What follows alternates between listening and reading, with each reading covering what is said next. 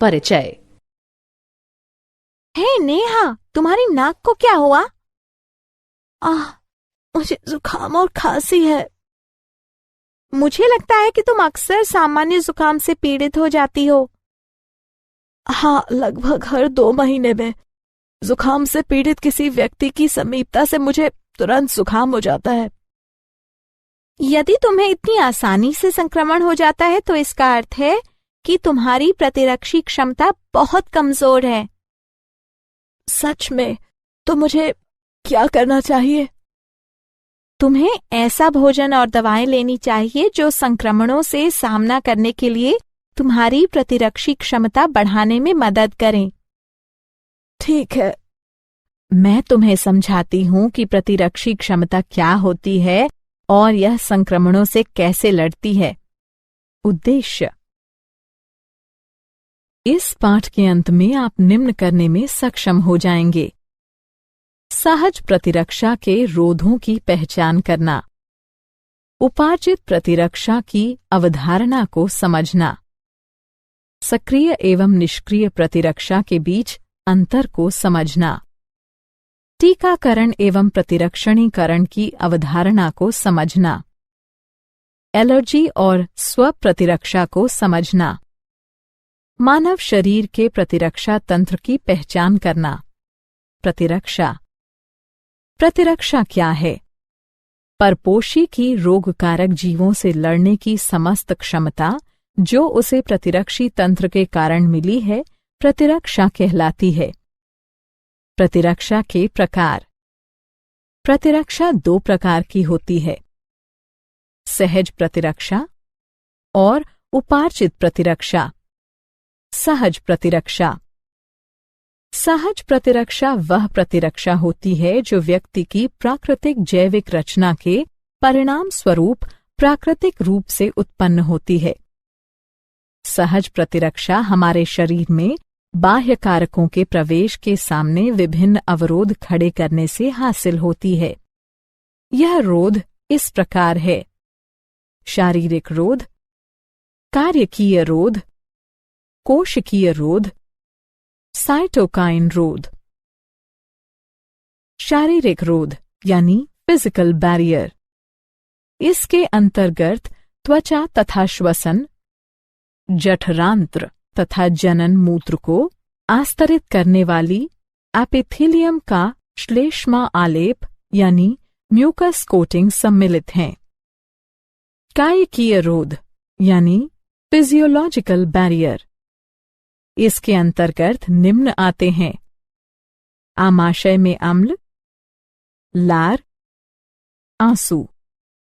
कोशिकीय रोध cellular barrier. इसके अंतर्गत निम्न आते हैं: श्वेताणु, लिम्फोसाइट्स, बृहत भक्षकाणु यानी मैक्रोफेजेस। साइटोकाइन रोध।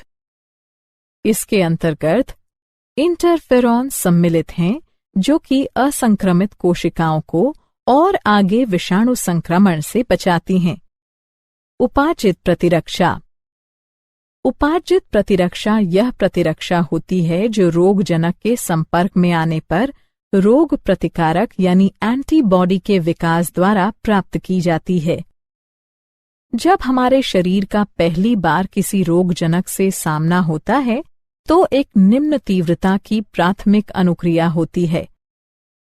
हालांकि बाद में उसी रोगजनक से सामना होने पर बहुत ही उच्च तीव्रता की अनुक्रिया होती है। यह अनुक्रियाएं विशेष प्रकार के लसिकाणुओं की सहायता से की जाती हैं। बी लसिकाणु, टी लसिकाणु। बी लसिकाणु ये रोगजनकों से लड़ने के लिए रक्त में प्रतिरक्षी यानी एंटीबॉडीज नामक प्रोटीन का निर्माण करती हैं। टी लसिकाणु। टी लसिकाणु प्रतिरक्षियों यानी एंटीबॉडीज के निर्माण में बी लसिकाणु की सहायता करती हैं। प्रतिरक्षी यानी एंटीबॉडी। प्रतिरक्षी बी कोशिकाओं की सतह पर वाय आकार के प्रोटीन होते हैं जो रोगजनक के प्रभाव का सामना करने के लिए रोगजनक उद्दीपन की अनुक्रिया में रक्त या लसिका में स्रावित होते हैं। हमारे शरीर में विभिन्न प्रकार के प्रतिरक्षी होते हैं, जैसे IgA, IgM, IgE, IgG इत्यादि। प्रतिरक्षी की संरचना। प्रत्येक प्रतिरक्षी अणु में 4 पेप्टाइड श्रृंखलाएं होती हैं। लघु हल्की श्रृंखलाएं, दीर्घ भारी श्रृंखलाएं। एक प्रतिरक्षी अणु H2L2 के रूप में दर्शाया जाता है। प्रतिरक्षी अनुक्रियाओं के प्रकार। हमारे शरीर में 2 प्रकार की प्रतिरक्षा अनुक्रियाएं होती हैं। तरल प्रतिरक्षा अनुक्रिया। यह प्रतिरक्षा अनुक्रिया बी कोशिकाओं के द्वारा रक्त में प्रतिरक्षी के उत्पादन के द्वारा माध्यित की जाती है। कोशिका माध्यित प्रतिरक्षा अनुक्रिया। इस प्रकार की अनुक्रिया श्वेताणुओं, प्राकृतिक भक्षक कोशिकाओं, टी लसिकाणुओं और साइटोकाइन्स के सक्रियण द्वारा उत्पन्न की जाती हैं। इस प्रकार की अनुक्रिया टी लसिकाणुओं द्वारा माध्यित की जाती है। उपार्जित प्रतिरक्षा के प्रकार। उपार्जित प्रतिरक्षा 2 प्रकार की होती है, सक्रिय प्रतिरक्षा और निष्क्रिय प्रतिरक्षा। सक्रिय प्रतिरक्षा यह एक प्रतिजन की अनुक्रिया में प्रतिरक्षी के उत्पन्न होने के परिणाम स्वरूप होती है। निष्क्रिय प्रतिरक्षा जब पहले से तैयार प्रतिरक्षी सीधे ही शरीर के बाह्य तत्वों से रक्षा के लिए दिए जाते हैं, तो यह निष्क्रिय प्रतिरक्षा कहलाती है। सक्रिय और निष्क्रिय प्रतिरक्षा के उदाहरण। सक्रिय और निष्क्रिय प्रतिरक्षा को प्राकृतिक या कृत्रिम रूप में अर्जित किया जा सकता है।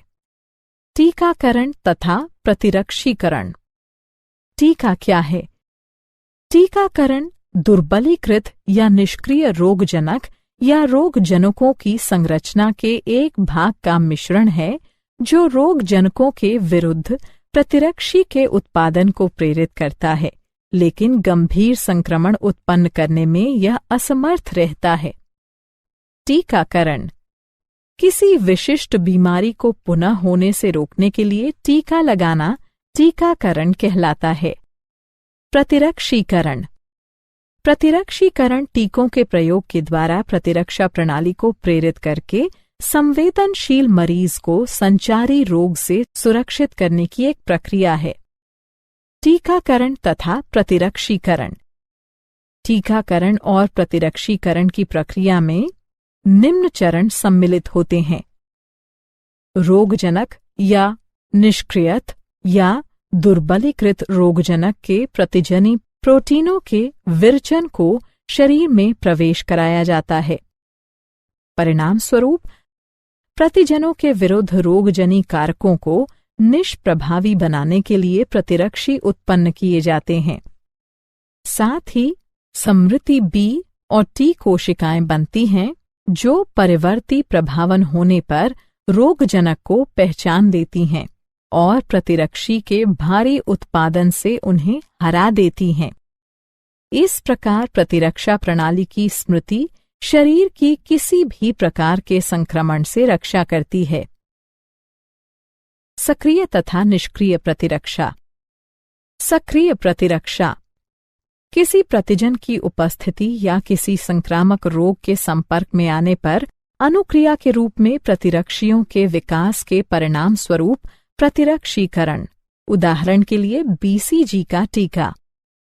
निष्क्रिय प्रतिरक्षा यदि एक व्यक्ति किन्हीं घातक जीवाणुओं से संक्रमित होता है जिनमें शीघ्र प्रतिरक्षा की आवश्यकता होती है, तो हमें सीधे ही प्रतिरक्षी या प्रतिआविश देने की आवश्यकता होती है। इस प्रकार का प्रतिरक्षीकरण निष्क्रिय प्रतिरक्षण कहलाता है। उदाहरण टिटनेस प्रतिआविश। एलर्जी पर्यावरण में मौजूद कुछ प्रतिजनों के प्रति प्रतिरक्षा तंत्र की अंतर्रंजित अनुक्रिया एलर्जी कहलाती है। इनके प्रति बनने वाली प्रतिरक्षियां IgE प्रकार की होती हैं।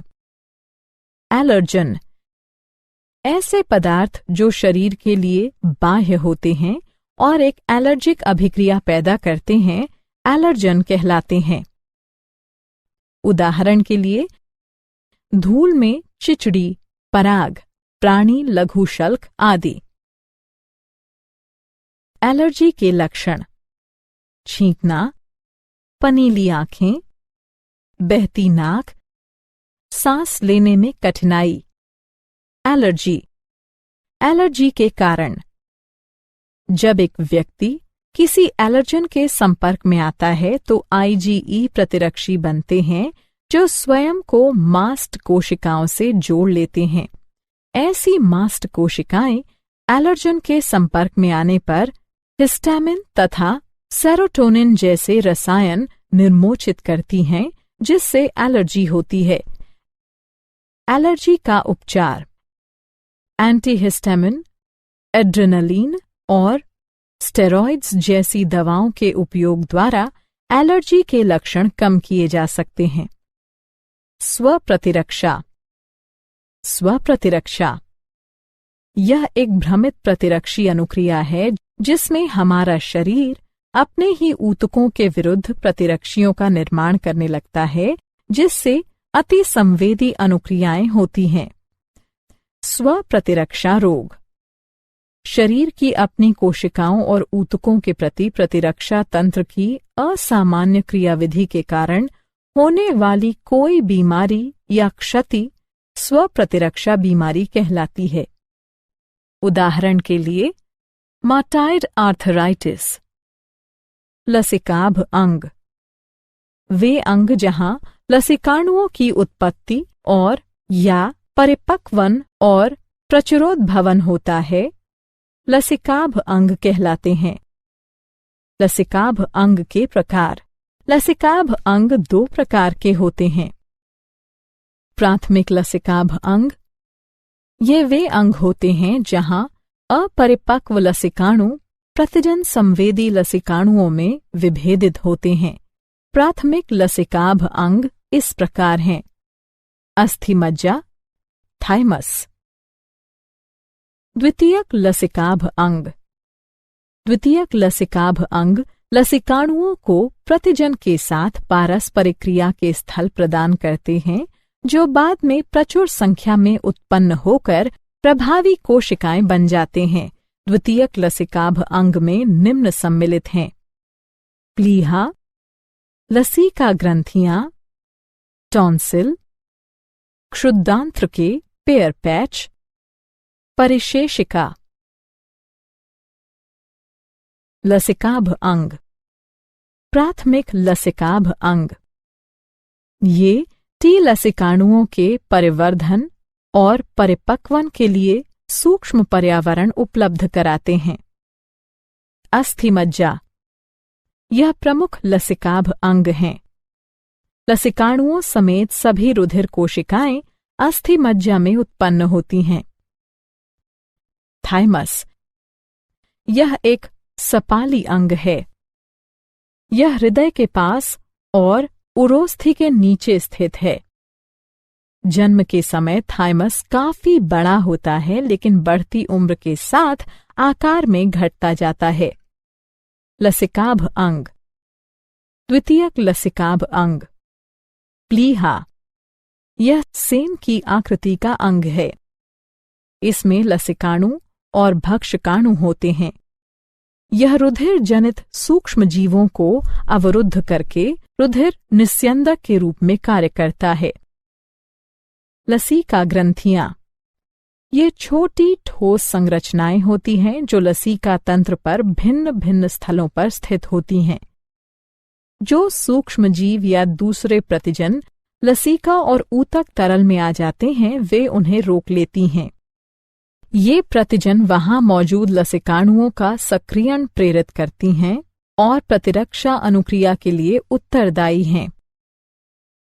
मॉल्ट या श्लेष्म संबद्ध लसिकाभ ऊतक: यह मानव शरीर के लसिकाभ ऊतक का लाभ 50% है। यह प्रमुख पथों जैसे श्वसन, पाचन और जनन मूत्र पथ के आस्तरों के भीतर स्थित। क्या आप जानते हैं? पॉलीऑर्थराइटिस मल्टीपल स्क्लेरोसिस, जार्गन सिंड्रोम इत्यादि स्व प्रतिरक्षा रोगों के उपचार हेतु सूक्ष्म गोलियों या गुटिकाओं के रूप में डायलिकल फ्यूमारेट का उपयोग साइक्लोस्पोरिन के संयोजन में किया जा सकता है। सारांश। आइए हमने जो कुछ सीखा है उसे संक्षेप में दोहराएं। परपोषी की रोगकारक जीवों से लड़ने की समस्त क्षमता जो उसे प्रतिरक्षी तंत्र के कारण मिली है, प्रतिरक्षा कहलाती है। प्रतिरक्षा दो प्रकार की होती है, सहज और उपार्जित। सहज प्रतिरक्षा शारीरिक, कार्यकीय, कोशिकीय और साइटोकाइन रोध बनाती है। बी और टी लसिकाणु शरीर को उपार्जित प्रतिरक्षा प्रदान करते हैं। यह सक्रिय या निष्क्रिय प्रतिरक्षा हो सकती है। किसी विशिष्ट बीमारी को होने से रोकने के लिए टीका लगाना टीकाकरण कहलाता है। पर्यावरण में मौजूद कुछ प्रतिजनों के प्रति प्रतिरक्षा तंत्र की अतिरंजित अनुक्रिया एलर्जी कहलाती है। शरीर की अपनी कोशिकाओं और ऊतकों के प्रति प्रतिरक्षा तंत्र की असामान्य क्रियाविधि के कारण होने वाली कोई बीमारी या क्षति स्वप्रतिरक्षा बीमारी कहलाती है। वे अंग जहां लसिकाणुओं की उत्पत्ति और या परिपक्वन और प्रचुरोद्भवन होता है, लसिकाभ अंग कहलाते हैं। वे प्राथमिक यानी अस्थि और थाइमस या द्वितीयक जैसे प्लीहा, लसीका ग्रंथियां आदि हो सकती हैं।